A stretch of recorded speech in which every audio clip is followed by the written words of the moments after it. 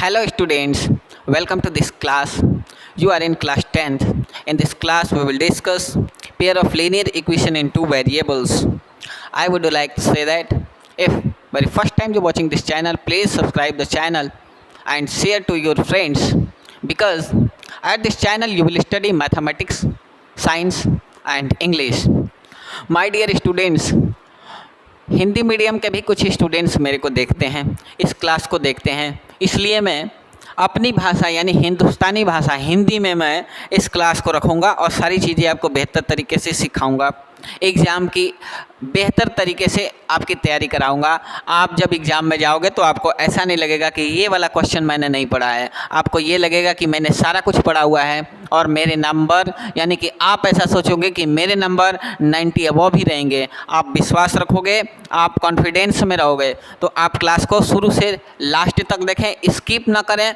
यदि आपने पहले के क्लास नहीं देखे हैं तो उन्हें भी देख लें। 3.1, 2, 3, 4 करा दिया है। यदि आपने नहीं देखा है तो पहले डिस्क्रिप्शन में लिंक है, आप पहले उसे देखें। तो आइए शुरू करते हैं। क्वेश्चन आपके सामने है, इसको पढ़िए। क्या कहता है? Which of the following pairs of linear equations has unique solution, no solution or infinitely many solution? In case there is a unique solution, find it by using cross multiplication method. इसमें cross multiplication method के बारे में कह रहा है कि आप बताओ। तो मैं आपको सारी विधि बताऊंगा, क्रॉस मल्टीप्लिकेशन मेथड भी बताऊंगा, डिलीशन मेथड भी बताऊंगा और जो ग्राफ वाला है वो भी बताऊंगा।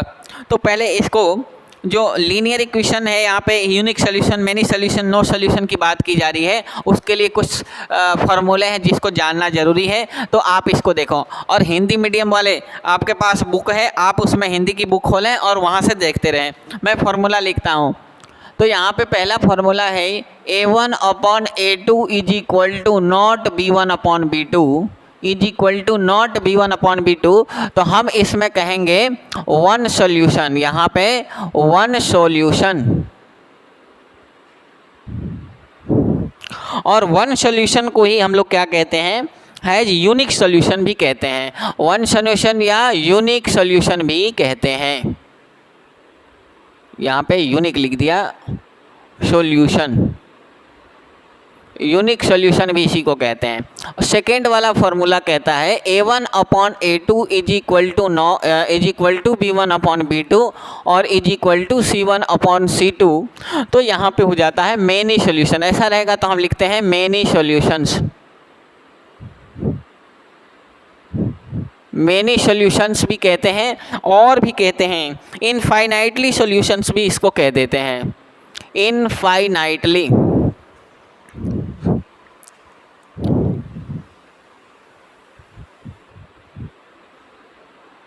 इनफाइनाइटली सॉल्यूशंस भी हम लोग कह देते हैं। और तीसरा फार्मूला है हमारा A1/A2 is equal to B1/B2 is equal to not C1/C2। तो होता है नो सॉल्यूशन। नो सॉल्यूशन होता है भाई। ये लिखने के बाद फर्स्ट क्वेश्चन को हम लोग लिखेंगे। तो मैं यहाँ पे फर्स्ट क्वेश्चन लिख लेता हूँ। फर्स्ट क्वेश्चन ये आपके सामने है, आप उधर देख रहे होंगे। अब आप पहले आप फार्मूले को लिखें, फिर आप क्वेश्चन को देखें। ये फार्मूला है आपके सामने।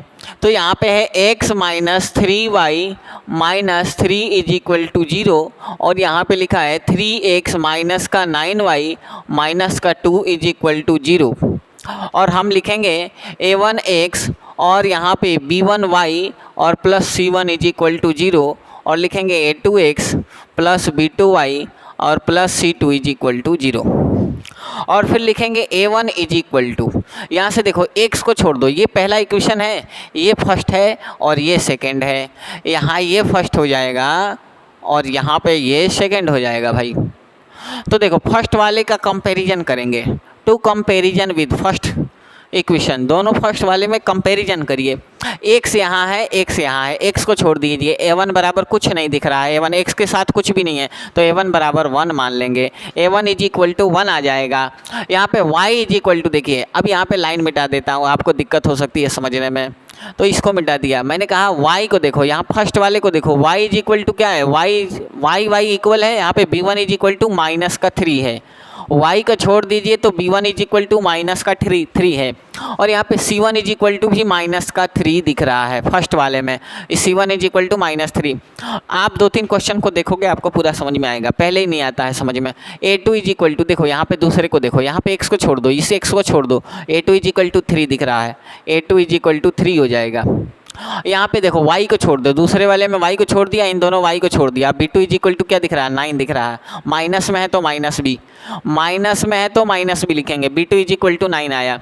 अब c2 इज इक्वल टू क्या है, आप देख रहे होगे -2 है, c2 इज इक्वल टू -2 है। अब देखिए यहाँ पे 1/3, a के नीचे a को लिखें, b के नीचे b को लिखें, b के नीचे b को लिखें और c के नीचे 3 को लिखें, ऐसे लिख दिया। अब ये कट जाएगा, देखो दोनों और माइनस है तो ये कटते रहेगा, ये 1/3 है। यहाँ भी देखो 3 1 जा 3 और 3 3 जा 9, ये भी कट जाएगा, 3 1 जा 3 3 3 जा 9, यहाँ भी 1/3 आ जाएगा, और यहाँ पे 3/2 है। आप देख सकते हैं कि ये दोनों इक्वल है, यहाँ पे ये इक्वल नहीं है तो ये कट दिया, ये कट कर दिया। अब ऐसा कहाँ लिखा हुआ है, तो देखो यहाँ लिखा है a1/a2 b1/b2, ये दोनों इक्वल हो, ये इक्वल नहीं है, तो क्या लिखा है इसके सामने, नो सॉल्यूशन। तो हम लिखेंगे इंग्लिश में equations has no solution, has नहीं हैव ना, हाँ, इक्वेशंस हैव नो सॉल्यूशन लिखेंगे हम, ये हमारा करेक्ट आंसर हो जाएगा, कोई सॉल्यूशन नहीं है इसके पास। नेक्स्ट क्वेश्चन अपनी कॉपी में लिखने से पहले, मतलब मैं बताऊं इससे पहले, आप फर्स्ट क्वेश्चन को अपनी कॉपी में अवश्य लिखें। फर्स्ट क्वेश्चन आपने कर लिया है, अपनी कॉपी में लिख लिया है, तो सेकंड क्वेश्चन को देखें क्या कहता है सेकंड क्वेश्चन। आप देखो यहाँ पे, देखो इस क्वेश्चन को ऐसे लिखेंगे, देखो यहाँ पे सेकंड क्वेश्चन लिख लेता हूँ, यहाँ पे 2x है, यहाँ पे +y है, और ये प्लस का 5 है, ये प्लस का 5 है, इधर आएगा तो माइनस का 5 हो जाएगा, इज इक्वल टू 0। हमें अगर क्वेश्चन ऐसे दे तो हमें ऐसे लिखना है, अपने तरीके से लिखना है, प्लस का 5 है, इधर आएगा माइनस का 5 लिख लिया। यहाँ भी हम लिखेंगे 3x प्लस का 2y, प्लस का 8 है, इधर आएगा माइनस का 8 इज इक्वल टू 0। अब क्या लिखना है, हमें लिखना है a1x plus b1y plus c1 is equal to 0, फिर लिखना है a2x plus b2y plus c2 is equal to 0। ये पहले वाले का पहले से कंपैरिजन करिए, x इज इक्वल टू यहाँ पे 2 है, देखो x को छोड़ दीजिए, a1 इज इक्वल टू 2 है, तो लिखो a1 is equal to 2। y को छोड़ दीजिए, b1 इज इक्वल टू कुछ भी नहीं दिख रहा है, यहाँ पे y इज इक्वल टू कुछ भी नहीं दिख रहा है, b1 इज इक्वल टू तो 1 मानेंगे, कुछ भी नहीं है तो 1 है। c1 is equal to minus है तो माइनस में लिखिए, a2 इज इक्वल टू, यदि a2 इज इक्वल टू 3 है तो 3 लिखिए, यहाँ पे देखिए x को छोड़ दो और a2 इज इक्वल टू दूसरे में देखो तो 3 है, y को छोड़ दो, b2 इज इक्वल टू 2 है, और यहाँ पे c2 इज इक्वल टू क्या है हमारा, माइनस का 8 है, ये आपने समझ लिया। अब यहाँ पे a के नीचे a और b के नीचे b को लिखिए, अब यहाँ पे c के नीचे c भी लिख लीजिए। तो आप यहाँ से देखो, ये पहला ही इक्वल नहीं हुआ, यहाँ जब इक्वल ना हो तो इसकी ज़रूरत नहीं है, क्योंकि पहला इक्वल नहीं है तो एक ही है, यहाँ पे ये दोनों में इक्वल है, ये बच गया, इसके अलावा तीसरा नहीं होता है।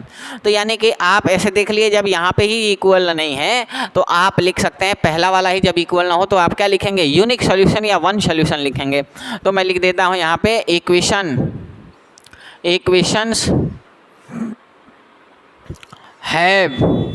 equations have unique solution।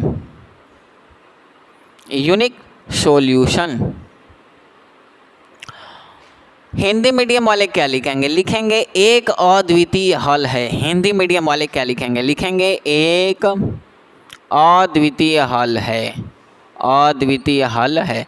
ये फर्स्ट क्वेश्चन रहेगा आपके एग्जाम में, यही आएगा, हिंदी में इतना ही लिखना है, हिंदी इंग्लिश में कुछ नहीं है, आप इसको याद कर लें, अद्वितीय हल है। नेक्स्ट क्वेश्चन देखिए, नेक्स्ट क्वेश्चन क्या कहता है, अपनी कॉपी में लिखते चले। नेक्स्ट क्वेश्चन देखिए, नेक्स्ट क्वेश्चन क्या कहता है। थर्ड क्वेश्चन को हम लिखेंगे अपने तरीके से लिखेंगे, यहाँ पे 3x माइनस का 5y इज इक्वल टू 20 है। तो देखो ये 20 है इज इक्वल टू, और इधर आएगा तो ये प्लस में, इधर आएगा माइनस में, माइनस का 20 इज इक्वल टू 0। और उसी तरीके से यहाँ पे 6x और माइनस 10y, और ये जो 40 इधर आएगा तो माइनस का 40 इज इक्वल टू 0। अब यहाँ पे हम लिखेंगे a1x plus b1y plus c1 is equal to 0, और a2x plus b2y plus c2 plus C2 is equal to 0। आप कह रहे होगे कि सर आप तो करा ही नहीं रहे हो ये multiplication method, cross multiplication method. अगली वीडियो में मैं क्रॉस मल्टीप्लिकेशन मेथड से ही करवाऊंगा। पहले इसको देखो, अगर मैं सारा कुछ एक ही बार बताऊंगा तो आपको समझ में नहीं आएगा, इसलिए हाँ मैं इस 3.5 को 2 बार करवाऊंगा। यानी कि एक बार ऐसे ये करो, ये एक बार एग्ज़ाम में पूछेगा और एक बार आपसे वो पूछेगा, तो वो मैं अलग से करवा दूंगा। आप एकदम टेंशन ना लें, मुझे पता है कि किस तरीके से तैयारी करवानी है, आप देखते रहें, सिर्फ मैं आपको सारा कुछ करवा दूंगा, आप टेंशन ना लें। एक्स देखो, a1 को छोड़ देंगे, सॉरी x को छोड़ देंगे, a1 बराबर मिलेगा a1 इज इक्वल टू 3 और b1 is equal to minus का 5 और c1 is equal to minus का 20। a2 इज इक्वल टू हमें 6 मिलेगा, b2 इज इक्वल टू हमें माइनस का 10 मिलेगा और c2 इज इक्वल टू मिलेगा माइनस का 40। ये हो गया। अब हम क्या लिखेंगे, a1 के नीचे a1 को लिखिए, a के नीचे a को लिखिए, b के नीचे b को लिखिए और c के नीचे c को लिखिए। ये जैसे ही आपने लिखा तो ये माइनस माइनस कट जाएगा, 3 1 जा 3, 3 2 जा 6, तो ये आया 1/2। यहाँ पे भी 1/2, 5 1 जा 5, 5 2 जा 10, 1/2 और 20 1 जा 20, 20 2 जा 40, तो यहाँ भी 1/2। तीनों इक्वल है, मेनी सॉल्यूशंस हो जाएगा, इनफाइनाइटली सॉल्यूशंस। तो यहाँ पे ये वाला सेकंड आंसर हो जाएगा, मेनी सॉल्यूशंस आप लिखिए, आंसर हो जाएगा मेनी सॉल्यूशंस लिख देंगे। और या फिर कुछ भी लिखिए, एक चीज़ लिखिए, इनफाइनाइटली सॉल्यूशंस। अब रह गया कि हिंदी में इसको क्या कहेंगे, तो लिखेंगे अनेक हल है, अनेक हल है। ये सारी चीज़ें मैंने आपको हिंदी मीडियम वालों आपको 3.2, 3.4, 3.1 में सारा करवा दिया है, आप वहाँ से देख सकते हैं। ये क्वेश्चन होमवर्क है आपका, ये क्वेश्चन आपके लिए होमवर्क है, इसको करके रहें। उसके बाद जो मैं अगली वीडियो लाऊंगा, यानी कि अगले नंबर की जो वीडियो आएगी, तो उसमें आपको बताया जाएगा कि क्रॉस मल्टीप्लिकेशन मेथड क्या होता है। ठीक, तो आप इस क्वेश्चन को क्लियर करके, याद करके रेडी रहें। वीडियो को लाइक कर दें, चैनल को सब्सक्राइब कर दें और अपने दोस्तों में शेयर कर दें। एक बार कमेंट बॉक्स में जय हिंद लिख दें। जय हिंद।